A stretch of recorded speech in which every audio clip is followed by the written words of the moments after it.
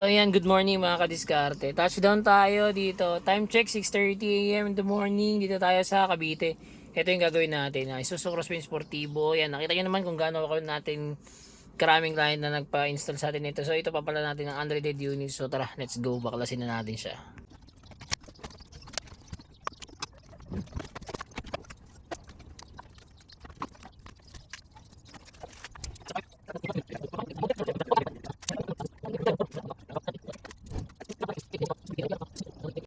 So ayan na mga kadiskarte, tapos na tayo mag-install. 9 inches Android yung pinakabit ni bossing dito para mas ma-enjoy nyo daw yung biyahe.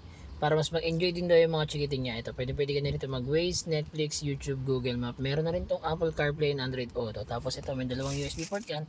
Pwede ka niyang mag-charge or manood ng movie via USB. Tapos ito, kasama pa rin sa package natin yung reverse camera. Ayan, kita nyo naman napakalinaw ng ating reverse camera mga kadiskarte. Ayan, sa mga gusto po mag-avail niya, drop message lang. Don't forget to like and follow na rin. Salamat, ingat, ride safe sa lahat. Yo, what's up mga kadiskarte? Ito, dito tayo ulit. Cavite pa rin. Ayun yung kasama natin doon. Waiting sila doon. Ito, yan. Client natin, H100. Gagawin natin 9 inches Android. Yan, kung mapapansin nyo, wala na yung kanyang stereo dito kasi merong ano daw. So, ayan, tara. Installan natin, palitan natin ng bago.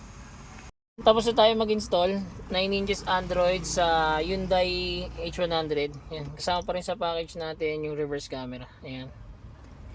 Tapos ito, pwede ka na mag-Waze, Netflix, YouTube, Google Map. Ayan. Sa mga gusto pong mag-avail, drop message lang. Don't forget to like and follow na rin. Meron na rin yan dalawang USB port ito.